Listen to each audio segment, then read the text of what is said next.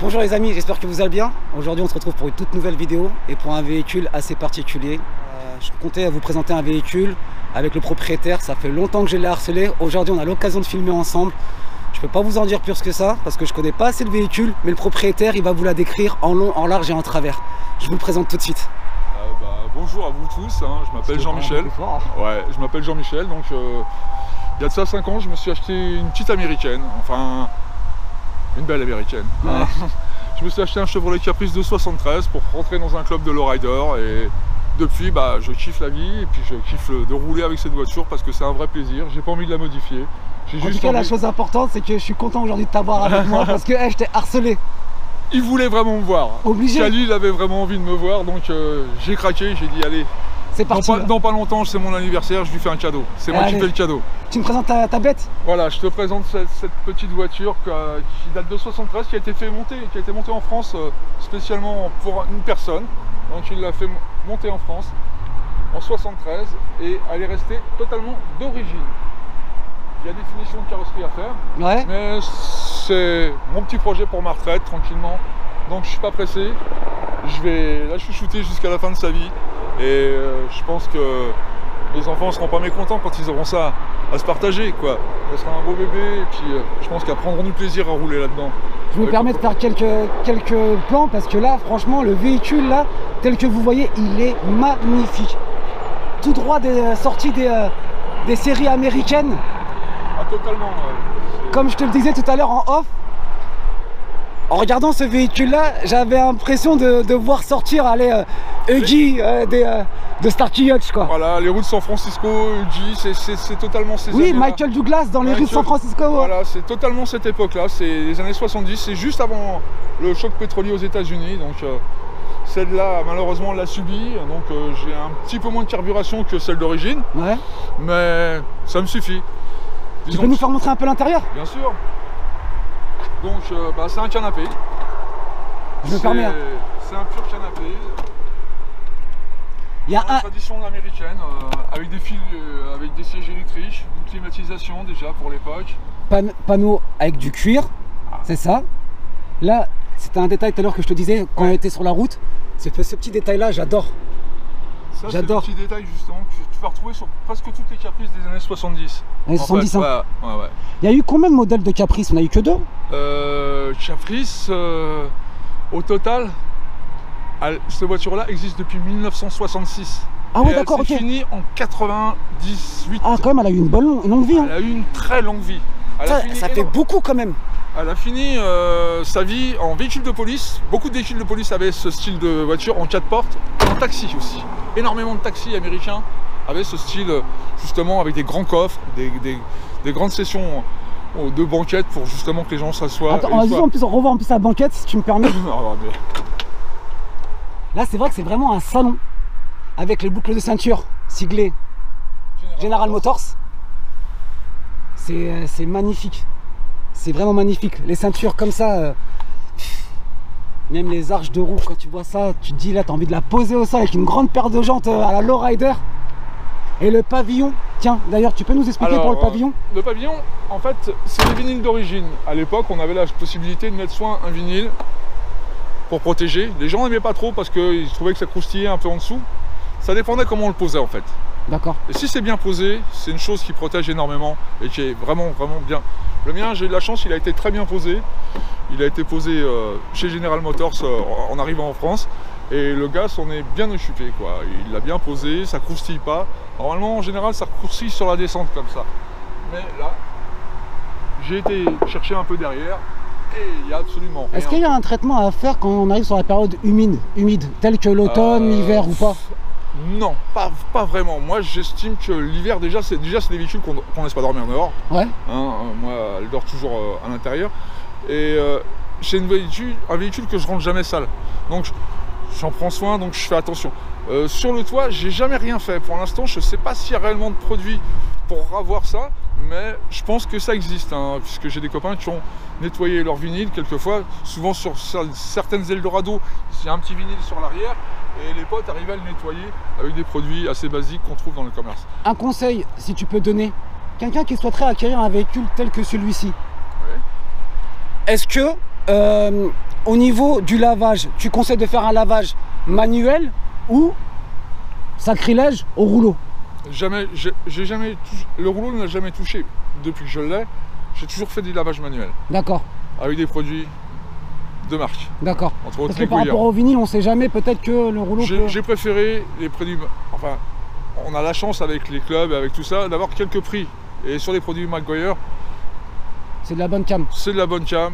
Ça permet une belle protection, un bon maintien de la peinture. Et moi, personnellement, j'ai jamais eu de problème avec ces produits-là. Et je préfère les faire à la main. C'est beau de la sticker une voiture à la main, quoi. Tout à l'heure aussi en off, tu m'as parlé de termes techniques en anglais que je n'ai pas retenu. Tu m'as dit qu'il y avait un terme technique au niveau par rapport au bête pare-brise et à l'arrière. C'était quoi le style? Comment ils appellent ça aux États-Unis? On appelle ça un full size. C'est-à-dire c'est une voiture en fait de femme, une voiture classique pour une bonne maman qui va chercher ses gamins à l'école. On peut rentrer assise dedans. Mais par rapport à la bête pare-brise, le vitrage, tu m'as dit un terme tout à l'heure. Ah, quel bête. Ah, je vois pas. Quand je dis ouais, par rapport à la vision qu'on avait. Cette voiture a le surnom d'être un glass house, c'est-à-dire une maison de glace. C'est-à-dire qu'on voit de tous les côtés. Il n'y a pas d'angle mort dans cette voiture. Ça nous permet vraiment d'avoir un... En plus, on a des rétroviseurs donc, de chaque côté, un rétroviseur central qui est énorme. Donc tout va bien, quoi. C'est pas une... En plus, sur la route, c'est vrai à dire, on passe pas inaperçu. Ah non, t'es imposant. Donc, en étant imposant, il faut savoir où on est. Donc, non, c'est une voiture qui est vraiment agréable à conduire au quotidien. Est-ce que tu peux dire aussi au niveau du poids pour les abonnés, elle pèse combien la MR? Elle fait 2 tonnes. Elle fait 2 tonnes, elle consomme un petit peu, on va dire 18 litres au 100, avec un réservoir de 100 litres. Donc, c'est vrai que j'ai le rose assiette quand je vais à la station-service, mais bon, maintenant... ça fait partie du deal, hein. Je savais que je prenais une américaine, je savais que ça allait consommer. Mais c'est un plaisir de rouler, c'est un plaisir de cruiser avec ça. On n'a pas envie de taper des pointes, c'est pas un muscle car, mais on a une prestation de service. De toute façon, on verra ça sur les serroutiers. Voilà, on a une prestation de service qui est géniale avec cette voiture-là. Est-ce que tu peux aussi me parler, excusez-moi du terme, hein, mais du cul? Elle a un joli fessier. C'est un cul qui est assez spécial, ouais. C'est vrai que d'avoir une lunette incurvée à l'arrière et d'avoir tout cet ensemble de phares incrustés dans le pare-choc, c'est quand même sympa. Parce que la nuit, on illumine tout, quoi. C'est vraiment génial, quoi. Les gens, ils se disent, c'est quoi ce véhicule? On n'a pas l'habitude de voir une rampe de phare comme ça. Ils se disent, c'est quoi? Et puis, le problème, c'est que les gens, ils comprennent pas qu'on colle pas les voitures. Faut pas éviter. Alors, souvent, on avait des gens qui venaient à droite, à gauche, ils nous regardaient, ils ralentissaient. Ça génère des bouchons sur l'autoroute. Ils aiment pas trop, quoi, les flics. Donc, eh bah, une petite anecdote. J'ai un ami que j'avais rencontré à l'époque quand je travaillais au Monde Merveilleux de Disney. Il a fait l'erreur de conduire à la française aux États-Unis. Et il a collé un véhicule et il s'est fait rappeler à l'ordre immédiatement. Sans vous mentir, le gars, il est sorti, il n'avait pas que les mains libres. Et ça, tu peux confirmer qu'aux États-Unis on rigole pas. Non, là-bas, la police, déjà, on ne pourra pas avec la police. On obtempère. Ouais. Déjà d'entrée, et on peut pas rouler. On cible le kilométrage. On parle en heure de route. On parle pas du tout en je vais rouler à 120 ou non. C'est tu te bloques et tu vas pendant 2 heures, 3 heures. Ouais, et tu respectes. Cruiser, quoi. Voilà, tu respectes la limitation parce que le flic ne discutera pas. Il t'alignera direct. Ça se passe comme ça pour eux. Et on peut dire un truc, moi il y a un truc que j'adore, c'est exactement le pare-brise incurvé. Cette lunette, ouais. On peut même dire peut-être que certaines françaises chez Citroën sont peut-être inspirées de certains véhicules américains. J'ai vu la C5 qui en avait une petite part, mais tu as ça aussi sur la Charger de 69. Ouais, exactement, oui. La Charger RT. Ouais, exact, donc c'est une touche qu'avait fait à l'époque Chevrolet sur cette lunette arrière qui nous permettait justement d'avoir un panoramique derrière génial à voir, quoi. On regarde dans le rétro central et on voit tout ce qui se passe derrière, on n'a pas d'angle mort. Et c'est ça qui est appréciable parce qu'à braquer un véhicule comme ça à garé, c'est long. Il fait combien de mètres? 5 mètres 50. Punaise. 5 mètres 50. 2 mètres de large pour un coupé, c'est bien. Moi je trouve que c'est un tank. C'est une belle bête. Tu peux nous montrer le moulin? Ah oui, allez, le cœur de la bête. Dites-moi ce que vous en pensez dans les commentaires. J'attends de vous un maximum de likes, de pouces bleus et un grand partage. Ah, les phares jaunes, la calandre, tout, et les chromes. Et c'est pas que du plastique. Non, non. Eh non. Tu peux nous expliquer un peu maintenant le moulin? Voilà, ça c'est un petit moteur de 6 litres 6, un 400 CI qui a été monté d'origine sur cette voiture-là.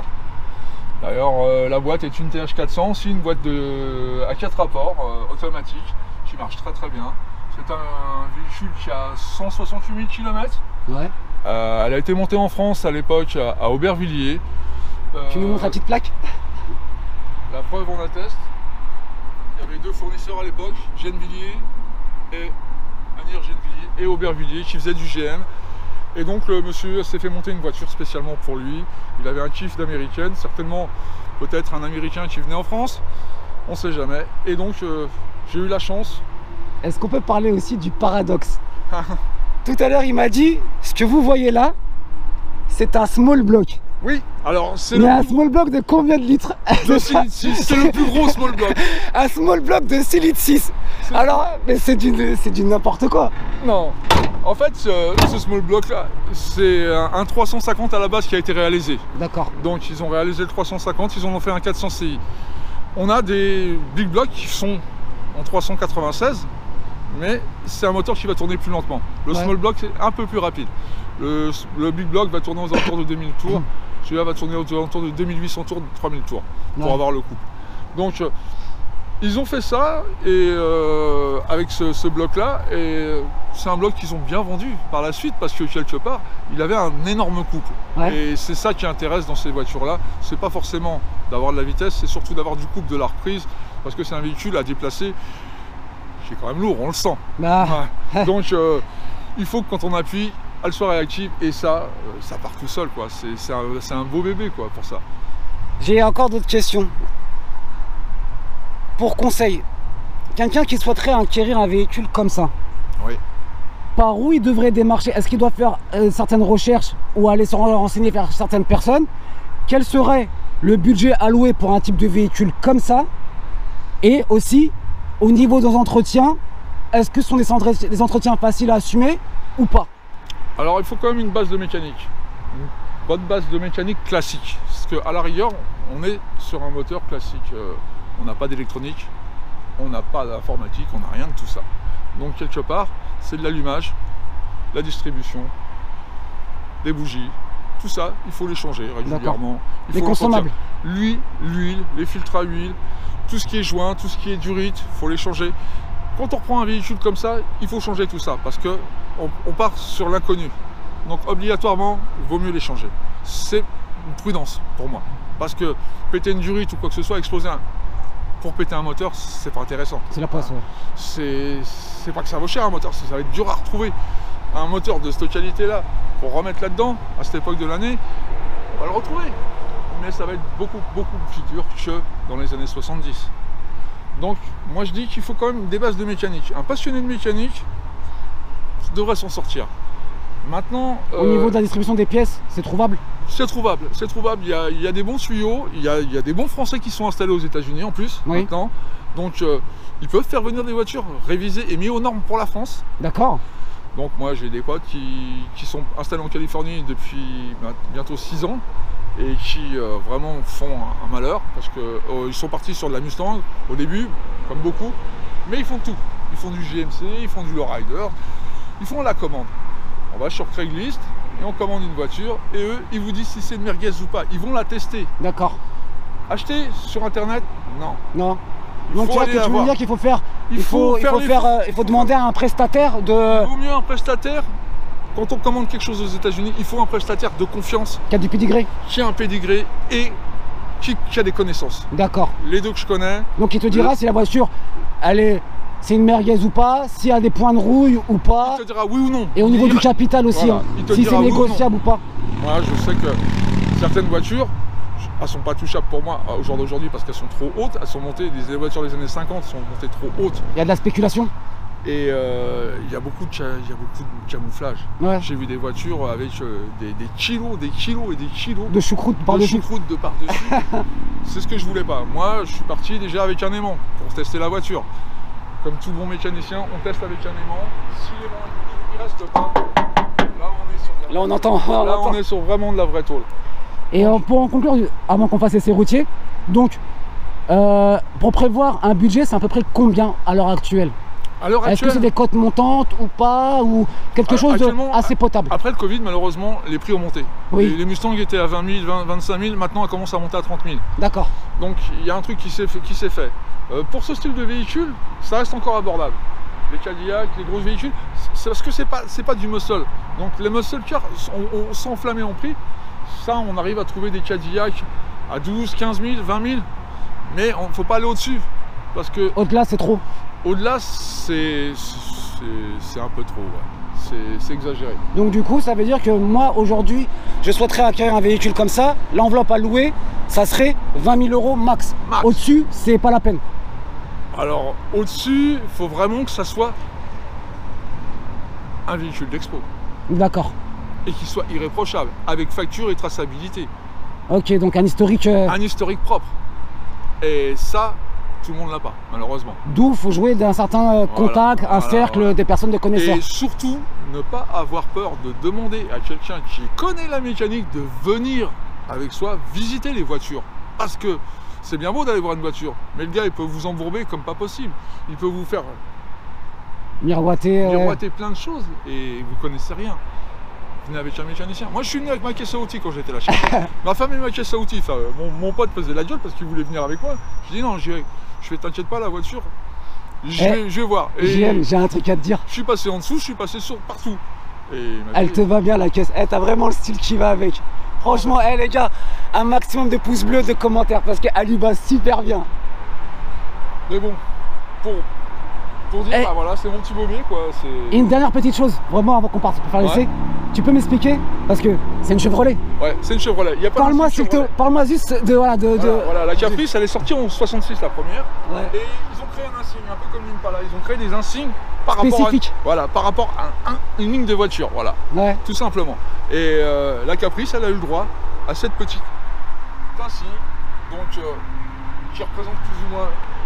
Donc c'est le seul modèle qui a eu un logo à part? L'Impala aussi. L'Impala aussi. Mais chez Chevrolet? Chez Chevrolet, non, ouais.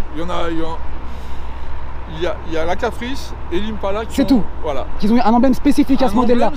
Et les autres Chevrolet, ils avaient tous le logo Chevrolet. Le logo Chevrolet, ouais. Tu regardais Monte Carlo, elles ont marqué Monte Carlo derrière avec le petit truc Chevrolet devant. Mais il n'y a pas... Comme la Chevelle aussi. Voilà, la Chevelle c'est pareil, la Nova c'est pareil. Toutes ces voitures, elles ont... Mais c'était pas... En fait, c'était des gammes un peu luxe, quoi. Ouais. Donc, quelque part, ils voulaient créer un petit truc en plus, tu vois. Et ils se sont fait plaisir avec ça. Et il lui est resté jusqu'à la fin de sa vie, quoi. Toutes les générations ont eu ce logo-là. Bon, en tout cas, elle est magnifique. Hein. Félicitations. Merci. Merci à toi, Kelly. On va faire un petit essai routier. Comme ça, vous puissiez voir, entendre, comprendre à peu près c'est quoi, en fait, ça. À tout de suite sur la route.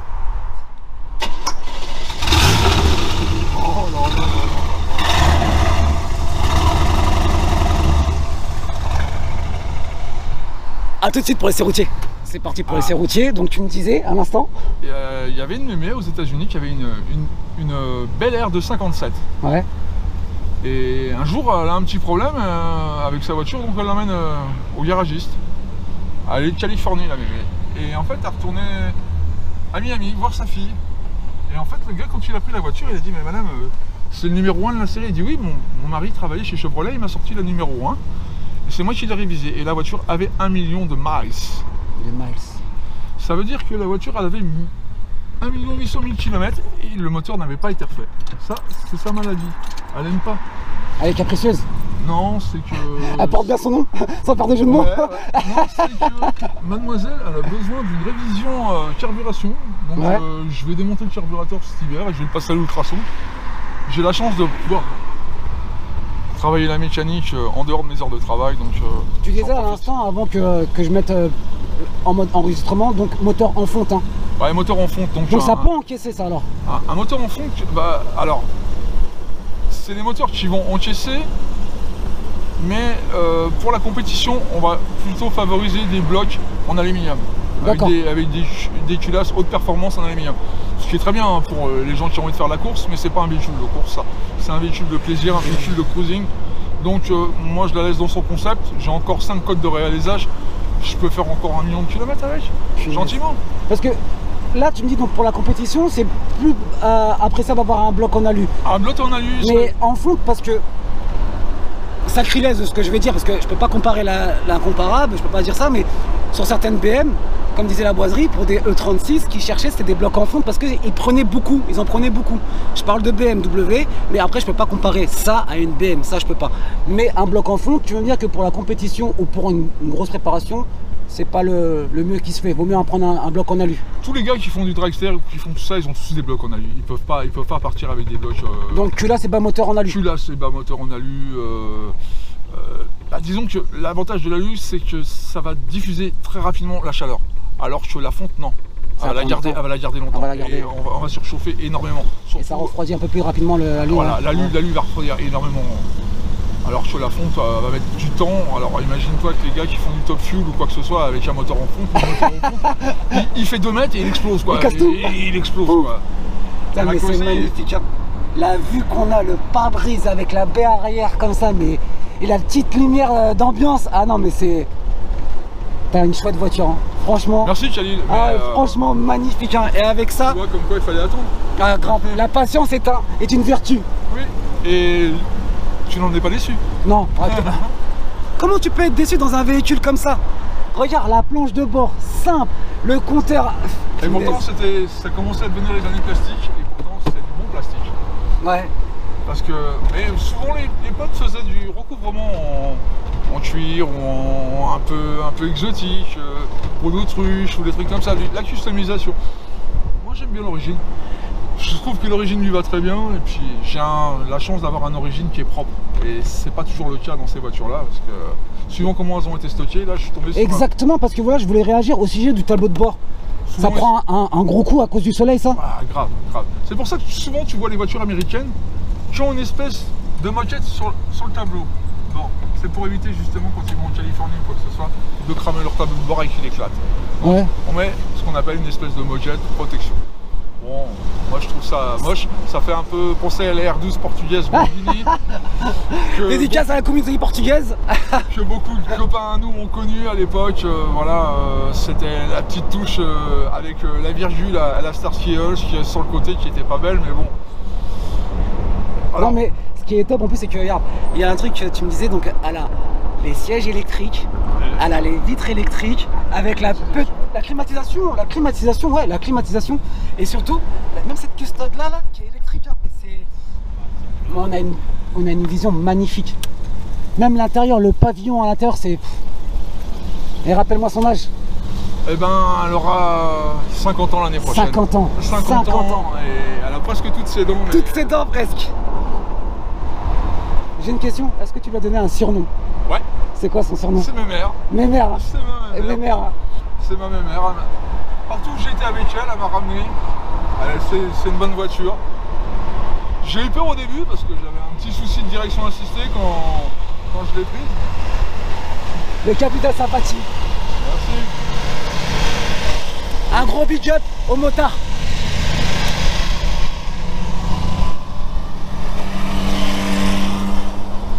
Grande pensée à la communauté des motards. Donc tu me disais, hein? Ouais, surtout qu'ils n'ont pas de protection. Exactement. C'est des passionnés eux aussi. Passionnés de la route et passionnés de plaisir mécanique. Donc non, je me suis cantonné à faire de la mécanique que je connaissais, avec passion et puis avec plaisir sur tout ça. Et surtout, je fais quelques meetings où justement je balade des anciens parce que les anciens, ils ont eu ça dans leur jeunesse et ils revivent quand ils voient ça. Je me suis fait une maison de retraite une fois, je suis resté 5 heures à discuter mécanique avec les anciens. Avec les vrais passionnés. Avec des anciens de la vieille. Qui me disaient, mais non, règle-le comme ça ton moteur, tu verras, il marchera mieux. Et j'apprenais tous les jours et je me disais... Et c'est vrai ça. Que le réglage, normalement le réglage de cette mécanique-là est à l'oreille. Ah oui, totalement. On marche pas du tout... à la valise, bon tu vas me dire, il n'y a pas de prise OBD. Il n'y a pas de connectique électronique dessus, donc on marche vraiment à l'ancienne. Et là je m'aperçois, tu sais, toi tu es concentré sur la route, mais moi je regarde les véhicules autour de nous. Elle a un capital sympathie, il y a beaucoup de gens là qui regardent. C'est un véhicule positif, les gens, ça leur met le sourire. Moi j'ai le sourire parce que j'ai un grand plaisir à rouler là-dedans. Mais eux aussi ils ont le sourire parce qu'ils se disent qu'il y a quand même des gens passionnés pour sortir des vieux tacos comme ça de là. Tu sais, je te verrai où là? Ouais. Sur la 66, aux States, à cruiser, tu vois. Ah mais ça, le problème des États-Unis, c'est que c'est un pays quand même assez fou, quoi. J'aimerais bien l'emmener là-bas cruiser. Ouais. Mais le problème maintenant, on n'a plus le droit d'acheter des véhicules pour cruiser aux États-Unis. On peut que louer. Avant, on pouvait acheter un véhicule, rouler avec et après essayer de le faire rapatrier. Maintenant, c'est fini ce temps-là. Il faut avoir un domicile aux États-Unis pour pouvoir acheter un véhicule aux États-Unis ou le faire exporter, comme font mes potes. C'est un peu dommage. C'est fou, hein. Moi, j'ai beaucoup de potes à moi qui allaient chercher des combis comme ça aux États-Unis, au Mexique entre autres. Ouais. Et des combis qui valent une fortune maintenant, plus de 100 000. Des 23 litres, c'est vraiment super quoi. Maintenant, c'est un peu dommage qu'on est entre passionnés. Je pense qu'on devrait faire autre chose que ça. Parce que s'interdire de passer les véhicules d'une frontière à une autre parce que il y a des taxes à payer ou quoi que ce soit, c'est un peu n'importe quoi. C'est comme là aujourd'hui on veut acheter un véhicule d'une certaine marque, d'une certaine notoriété, d'une certaine valeur. Là on se fait taxer, on se fait pourrir. Et malheureusement ça joue sur la passion de l'automobile. Et du coup maintenant, aujourd'hui de trouver en 2022-2023 un bon club de passionnés ou qui a envie de quelqu'un qui a envie de se faire plaisir, t'as la patte du gouvernement qui dit hey garçon, ça va pas être possible. Et c'est ça qui est vraiment triste. On est obligé de monter des associations pour justement entre passionnés, pour pouvoir continuer à partager notre connaissance, notre culture et à continuer à réparer nos engins quoi, parce que quelque part on n'a pas envie de les emmener dans un garage. Ouais. Non, parce que moi j'ai fait l'expérience une fois, il m'a gardé la voiture un mois pour une révision moteur. Et je lui ai dit, je fais gars, la prochaine fois la révision je la fais moi-même. Et il m'a dit mais non, je fais non, si je fais un mois, c'est trop long pour une voiture. Je t'amène la moitié des pièces et tu me dis un mois. Je fais non. Non, c'est pas bon. Maintenant, tu t'es fait une affiche, t'es connu. Le problème, c'est ça. Le mot après entre nous va aller très vite. On va partager entre nous en disant va pas chez lui, il est pas bon, il est nul. La preuve, quand j'ai été chercher ma voiture, il avait une Mustang qui avait été refaite, qui était en train de brûler. Punaise. Tout ça parce qu'il a laissé un apprenti monter un filtre à huile. Aïe. Et le filtre à huile, l'apprenti... Après, cela dit, il y a des bons apprentis aussi. Hein. Oui, mais quand tu formes un apprenti, tu dois être derrière lui. Obligatoirement, surtout quand tu touches à ce genre de voiture. Là, c'était un 350 Shelby qui prenait feu sur un pont parce que... 350 Shelby? Ouais, parce que le gamin, il avait oublié d'enlever le joint d'origine qui était resté collé. Et donc, il a remis la gamelle dessus. Et donc, sur 2 joints, la pression est montée et c'est parti sur les collecteurs, c'est parti partout. Et malheureusement, la voiture dans l'atelier prenait feu. Et j'étais paniqué, j'ai dit, mais tu fais quoi là? Et il me dit, bah, je sais pas, je fais prendre l'extincteur et va éteindre ta voiture parce que là, moi, je fais rien. Il y a la gamelle qui prend feu. Non, mais ça fait peur parce que tu dis, j'ai laissé ma voiture chez ce gars-là et je vois que la voiture, elle est en train de prendre feu là. Je fais un truc qui va pas, quoi. Je peux pas cautionner, gars. En tout cas, JM, je te remercie beaucoup aujourd'hui pour le temps que tu m'as accordé pour cette vidéo. Je te remercie amplement. Est-ce que tu as des réseaux sociaux? Moi, je suis sur Facebook. Voilà, je vais sur Facebook un petit peu. C'est pas ma génération, hein, parce que j'ai quand même 56 ans. Ouais. Mais bon, j'y vais un peu contraint, pas forcé, parce que j'ai des enfants, j'ai tout ça, donc je suis un peu tout ça de loin, puisque maintenant elles sont grandes. Donc ça me sert aussi de rester un peu dans le coup, quoi, et puis de voir les potes qui sont partis aux États-Unis se développer, voir les clubs que j'ai quittés ou que j'ai supportés et qui continuent à vivre. Tout ça, ouais, ça me permet de me dire que j'avais choisi la bonne route. Quand j'avais vu mon pote avec sa voiture américaine et que je lui ai dit j'en achèterai une un jour, je l'ai acheté. Et tu l'as fait. Et je l'ai fait et j'en suis fier. Et je remercierai jamais assez Fabrice de m'avoir poussé au cul. Et merci Fabrice de l'avoir poussé au cul. Notre JM. En tout cas, moi je vous remercie. J'espère que cet essai vous a plu, cette présentation de ce véhicule vous a plu. Tu peux me promettre une chose? Ouais. Une fois qu'elle sera complètement finie, de repasser? Avec grand plaisir. En tout cas, sache-le moi, c'est grand plaisir de te retrouver encore pour une deuxième mi-temps. Avec grand plaisir, Khalil.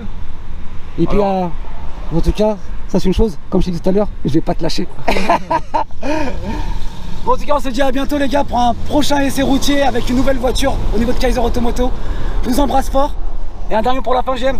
Allez, Bonne route à tous et prenez soin de vous. À bientôt les gars. Ciao ciao.